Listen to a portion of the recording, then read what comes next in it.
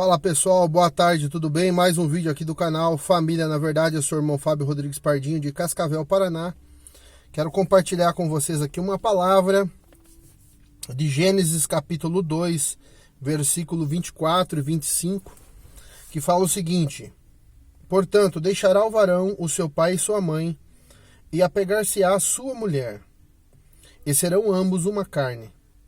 E ambos estavam nus, homem e a sua mulher, e não se envergonhavam. Tenho falado bastante aqui sobre a questão do casamento, do adultério, né?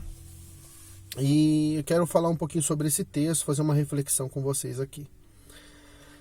Você vê que o texto diz que o homem vai deixar seu pai e sua mãe, vai se unir à sua mulher, e serão os dois uma só carne. Esse uma só carne, ele só se consuma após o ato sexual. Então, quando o homem tem relação com a mulher, ele passa a ser parte dela e ela passa a ser parte dele. E você vê que o texto diz: e ambos estavam nus e não se envergonhavam. Ou seja, havia uma total transparência entre os dois. Não havia segredos entre os dois. Não havia vergonha, não havia nada no homem que pudesse deixá-lo envergonhado em relação à sua esposa. E não existia nada na sua esposa que pudesse deixá-la envergonhada, né, que ele não soubesse. Então, o que acontece, queridos? A questão do adultério, por que ele é tão prejudicial? Porque o modelo de Deus para a família é um homem e uma mulher. Serão os dois, ambos, uma só carne. Esse é o modelo de Deus de família. Tá? Esse é o modelo do Criador. Esse é o modelo que dá certo. Eu estava estudando a origem da palavra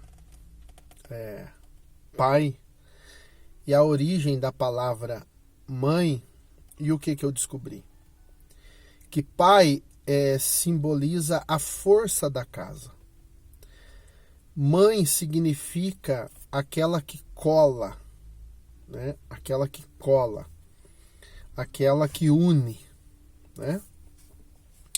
E os filhos simbolizam a alegria da casa.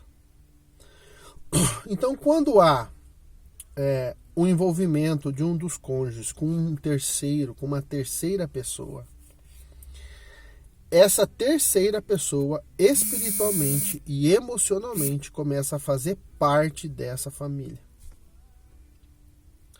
Por isso que o adultério ele endemoniza a casa, porque a presença dessa terceira pessoa não é uma presença bem-vinda por Deus. Não é uma presença abençoada por Deus. Porque qual que é o modelo de Deus? Homem e mulher, e ambos serão uma só carne.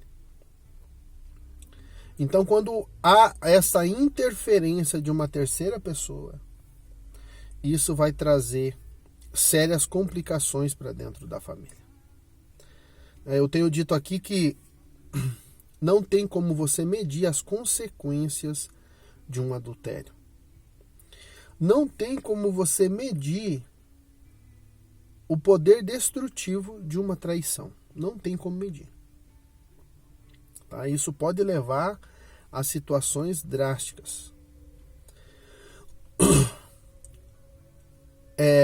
Já existe estudo sobre isso, que filhos de pais divorciados, muitas vezes os pais pensam assim: a gente vai se divorciar e cada um vai viver sua vida, e as crianças vão crescer e vão se acostumar e vão lidar bem com isso. Mas isso não é verdade. Existem estudos já que comprovam que pessoas que são filhos de pais divorciados, né, em virtude de adultério, enfim, essas pessoas na vida adulta, elas desenvolvem sérios problemas psicoemocionais, sérios problemas. Elas desenvolvem depressão, síndrome do pânico, né? Inúmeros problemas, e fora as doenças físicas, que a pessoa está doente na alma, e isso acaba interferindo no organismo da pessoa, né? Dependendo da forma que a pessoa reage com aquela situação, pode desenvolver doenças na vida da pessoa, né? Então, por isso o modelo de Deus é um modelo de total transparência. Estavam nus e não tinham vergonha um do outro. Não tinha segredo. A vida deles era aberta uma para a outra. E é esse nível de relacionamento que Deus quer que a gente chegue, né? É nesse nível de relacionamento. Eu quero abrir um parênteses aqui. Existem situações que isso acontece muito com as mulheres, tá? Mulheres que às vezes perderam a virgindade lá com o primeiro namorado e tal. Aí não deu certo e tal, e aí elas conheceram o atual marido, casaram com esse marido, mas elas estão sempre lembrando daquele primeiro namorado, daquela primeira experiência que ela teve. Ela fica presa a essa experiência. Por que isso acontece? Se você vai ler ali Gênesis, você vê que Deus fala que depois do pecado, né, de Eva e depois Adão, Deus fala assim que o marido vai dominar sobre a mulher. Então toda vez que um homem tem uma relação íntima com uma mulher, geralmente as mulheres, né, elas têm mais assim, essa tendência de se apaixonar, né, de se apegar àquele homem. Não sei porque o homem não é tão assim, tá? Tem que perguntar para Deus isso, eu não tenho essa resposta. Mas com a mulher isso acontece muito, tá? A mulher está casada, mas ela está presa à alma dela com o rapaz, a pessoa que ela teve a primeira experiência sexual. Ela está apegada a ele. Por isso que o texto diz: os dois são uma só carne. Então, mesmo que você não casou e você teve relação sexual, você se tornou uma carne com aquela pessoa. E aí você casa agora com uma outra pessoa, mas você se tornou uma carne com aquela pessoa. E é incrível como esse tipo de situação ela perturba um casamento. Perturba um casamento.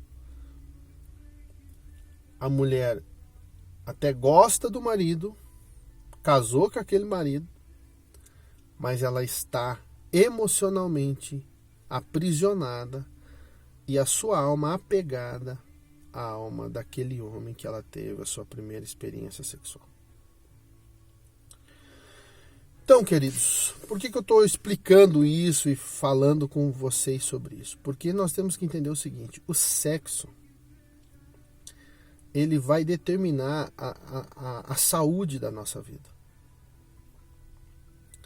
Dependendo do tipo de vida sexual que você tem, você revela pela sua vida sexual o tipo de Deus que você serve.